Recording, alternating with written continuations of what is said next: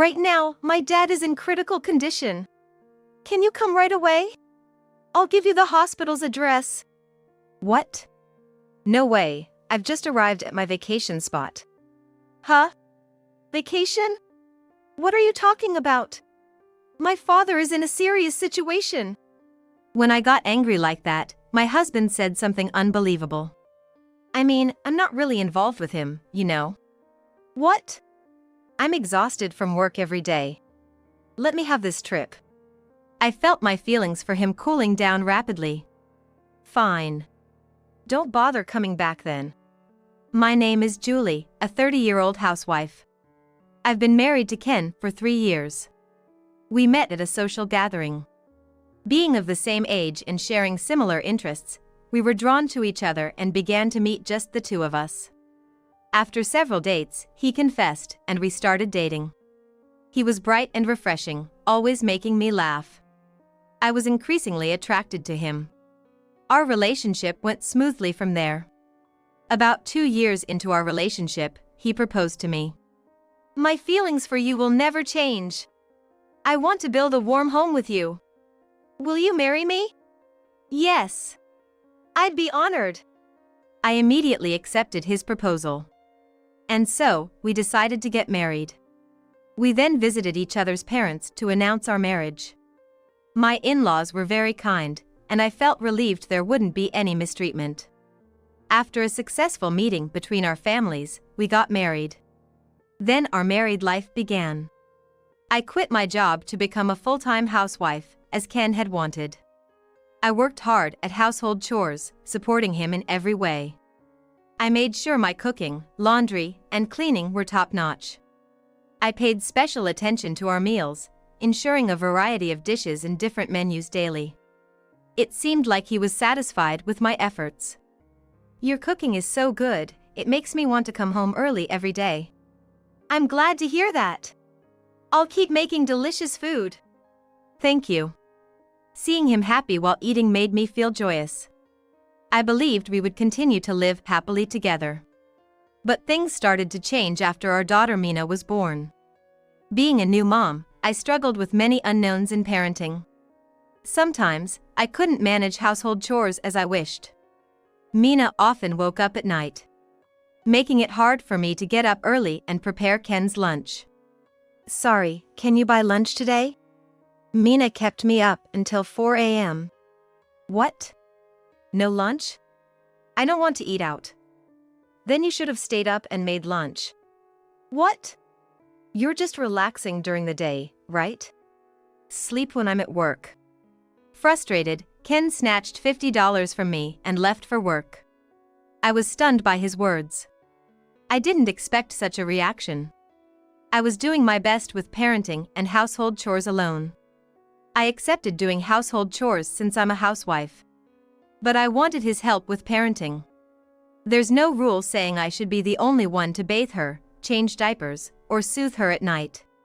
However, Ken seemed to think his job was done by working, and parenting was solely my role.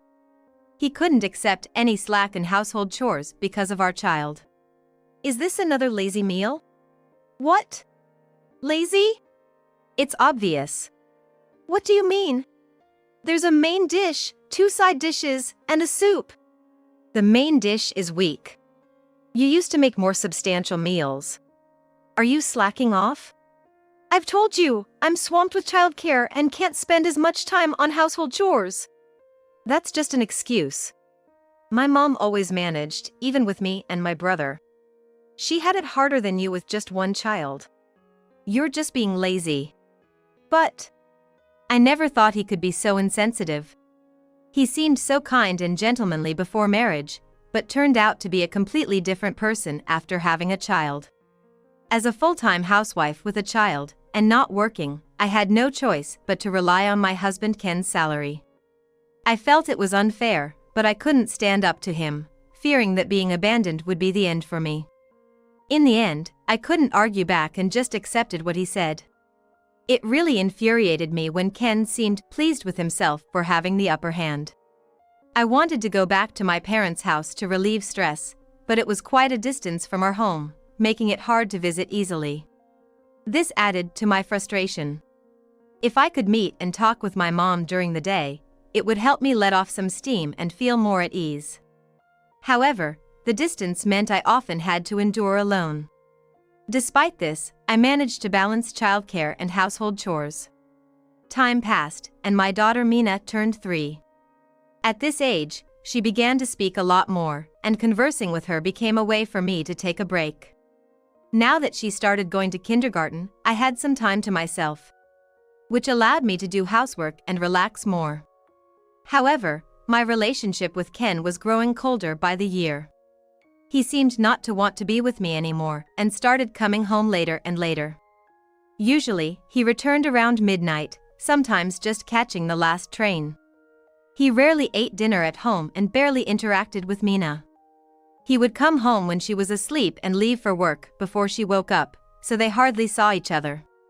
At one point, Mina even thought of Ken as just some man who was around on weekends. I felt it was bad that her own father was seen this way by his daughter. "Ken, can't you come home earlier? Mina doesn't even recognize you as her father. She asked me where her dad was and what he was doing. She tells her kindergarten teachers she doesn't have a father, and they even asked if we were divorced." Ken seemed a bit shocked by this, but unwilling to change. "I'm working late, then going out with my boss and juniors for drinks. It's all linked to my earnings, which supports our family. So, you should handle these things. That's your role as a wife and mother."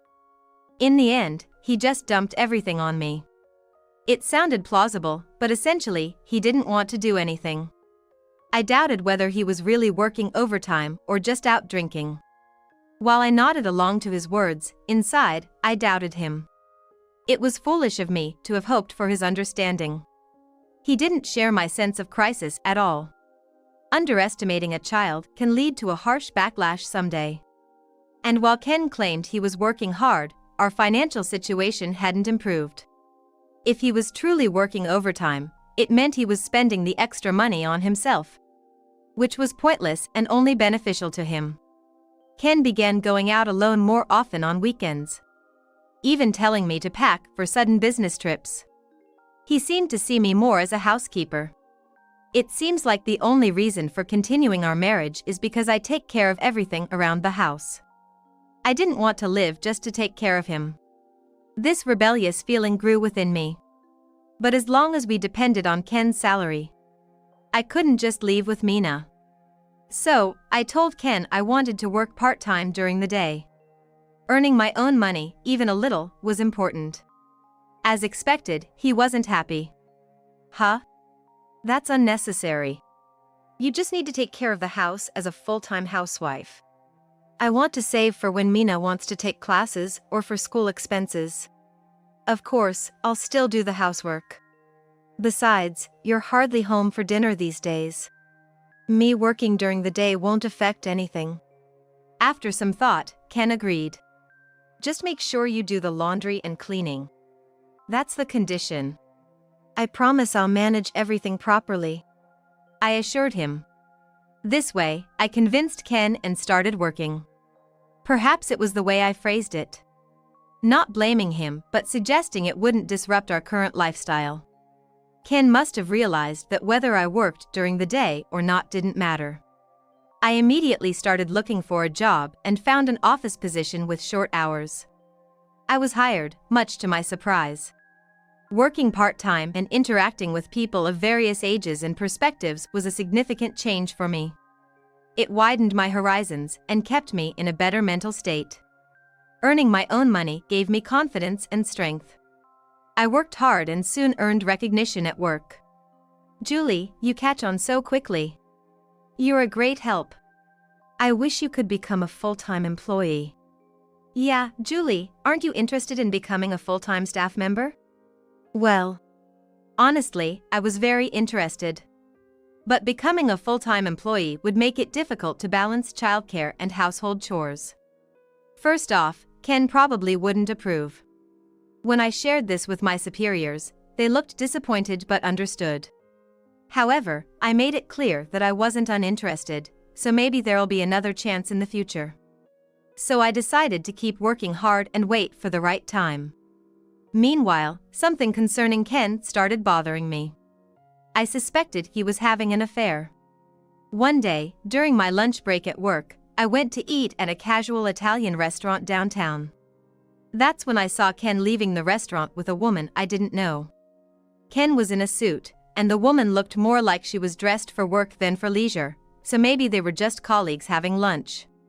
This alone wasn't enough to conclude he was having an affair.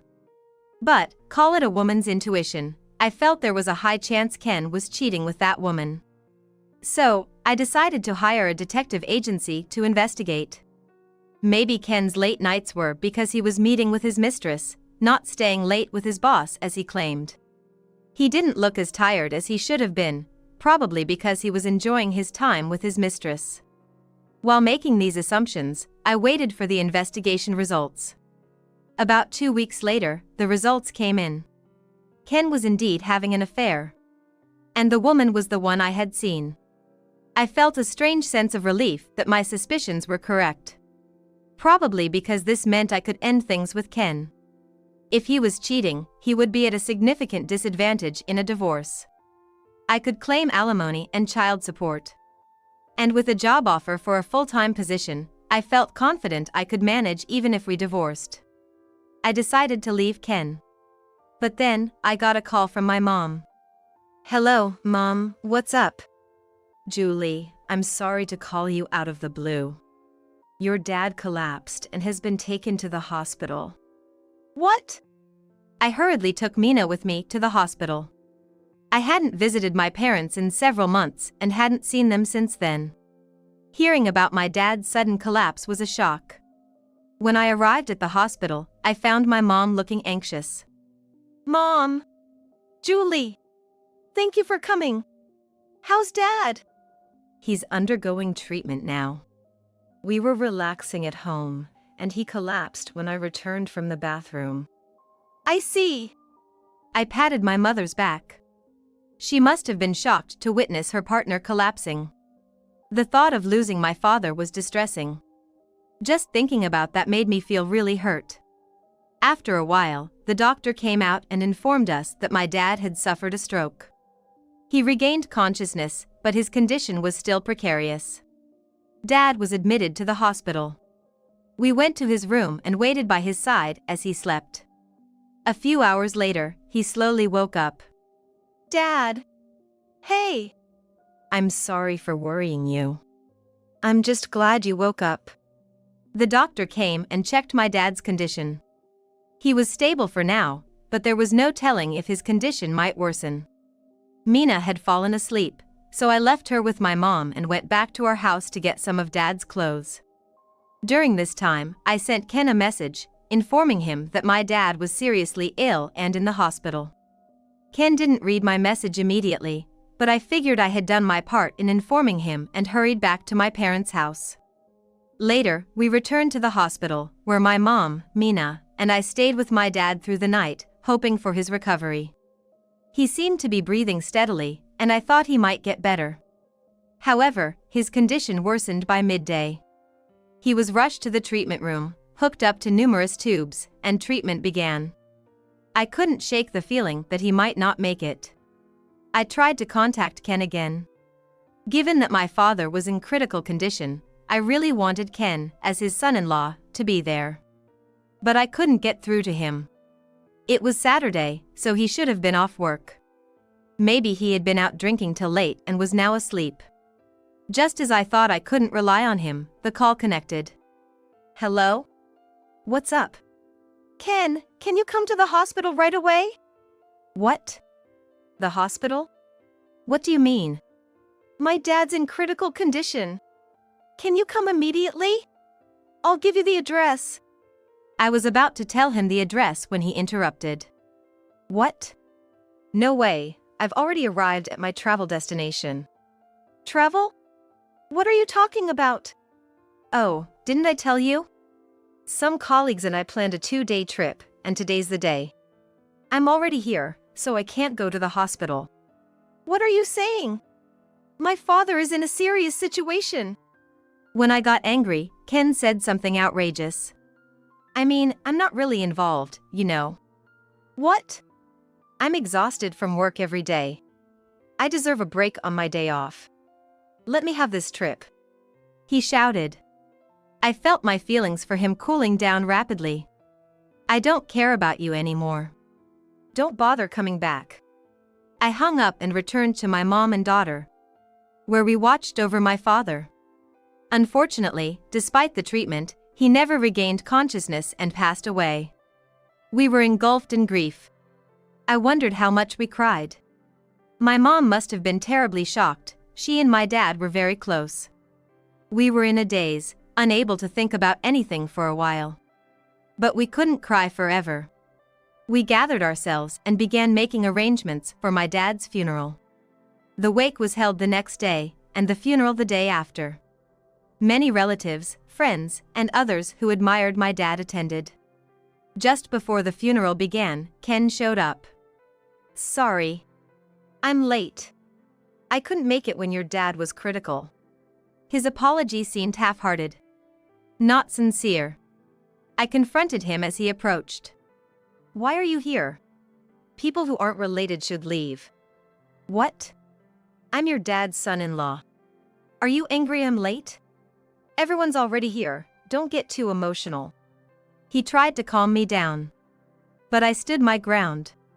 "When I told you my dad was in critical condition and asked you to come to the hospital, you said you were on a trip and it was impossible, right? You yelled at me, saying you deserved the trip." The funeral hall buzzed with my words. Hey! Don't talk like that. I was on a work trip with colleagues. I couldn't just leave. It might have affected my work. A colleague so narrow-minded that they can't let you leave during a family emergency won't achieve much at work. Or were you really with your mistress? What? What are you talking about? Stop making baseless accusations. That's defamation. Sadly for you, I have evidence of your affair. What? I had hired a detective agency. There are lots of evidence photos in my bag. But for now, I'll show you the data saved on my phone.